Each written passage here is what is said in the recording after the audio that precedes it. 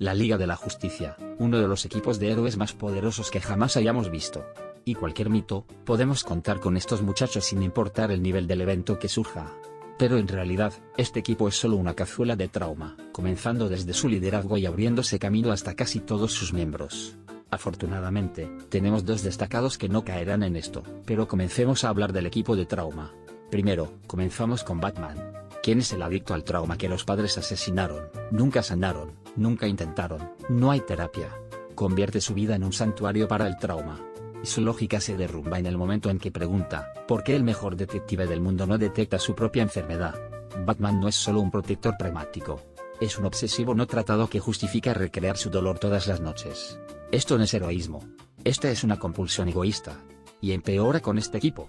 El Flash Barry Allen, que literalmente está huyendo del dolor. Su padre fue asesinado. Su madre fue asesinada.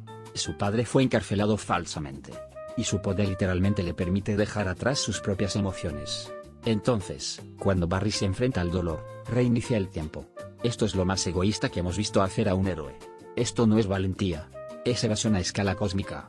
Un policía que cree en la ley pero ignora las leyes de la realidad cuando se adapta a su trauma personal. Malditos sean todos más. Y luego está Aquaman, el rey de la nada. Mitad atlante, mitad humano. Nunca fue completamente aceptado por ninguna de las partes. Utiliza la realeza como una máscara para los problemas de abandono. Su decisión a menudo gira en torno a quién me acepta en lugar de qué es lo mejor para la Tierra. Así que Arthur no está impulsado por el servicio. Es que está compensando su identidad, y su deseo de ser aceptado realmente motiva la mayor parte de lo que hace. Ahora el detective marciano, un personaje que realmente me gusta, pero el exiliado con trastorno de estrés postraumático está en la parte superior de la lista. Es un sobreviviente de un genocidio. Vio toda su cultura, civilización y raza completamente aniquilada. Este tipo lleva el dolor del sobreviviente tan pesado que desafía la gravedad misma. En lugar de curarse, emerge él mismo en la tragedia de la Tierra. De esta manera, valida su propio dolor. Su compasión es real, pero se filtra a través de este dolor interminable y esa empatía encadenada a la pérdida.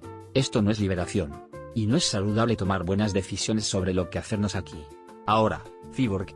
Ahora bien, esta es la humanidad, rota en pedazos, manipulada por el cuerpo, forzada a esta existencia medio máquina. Intelectualiza su trauma, pero en realidad nunca se cura de su trauma, lo cual es importante. Imagina que de repente parte de tu cuerpo es una máquina. Nunca volverás a ser humano. Pero no vas a terapia para arreglar nada de eso. Simplemente descarga algún software. Cada misión funciona como prueba de que todavía cuento como humano. Y lo vemos. Y su heroísmo es inseparable de su autodesprecio. Y la liga le permite quedarse. Simplemente están atrapados en eso, dejándolo atascarse en las condiciones que definitivamente vemos en exhibición todo el tiempo. Ahora, los estables. ¿Estamos hablando de Superman y Wonder Woman ahora, Kal-El? Sí, es el planeta Daid, pero fue criado con amor y estabilidad. Sus valores provienen de personas sanadas.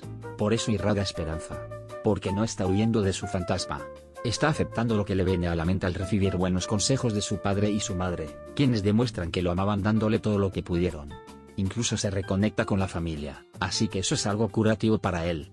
Ahora, Diana obviamente fue criada en armonía. Está anclada en la fe y la justicia. Sus conflictos provienen de principios y no de heridas, por lo que no es necesario que le demuestres que eres un héroe. Ella no tiene ese trauma para hacerla convincente. Así que estos dos no son solo anclas. Son los únicos que realmente muestran cómo es el heroísmo. Está arraigado en la claridad y no en la patología. Ahora, la liga normaliza la disfunción en la cima de una potencia global. No eres el modelo para la curación.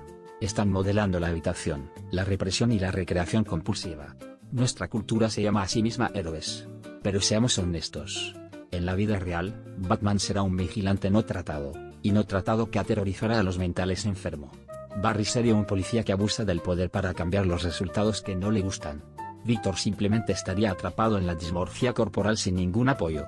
Y ninguno de estos tipos pasaría ninguna evaluación psicológica para ningún nivel de liderazgo, y mucho menos para la defensa mundial. Y ese es el problema que tenemos con la Liga de la Justicia. Ahora, por supuesto, resulta que podemos confiar en los dos miembros físicamente más fuertes. Afortunadamente, también son los más fuertes mentalmente del grupo.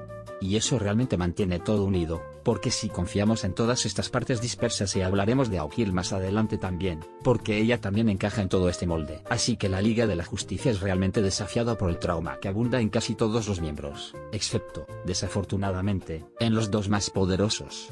Así que dame tu opinión sobre la Liga de la Justicia. cómo están constituidos y qué significa que este equipo de héroes esté formado por tanto trauma real.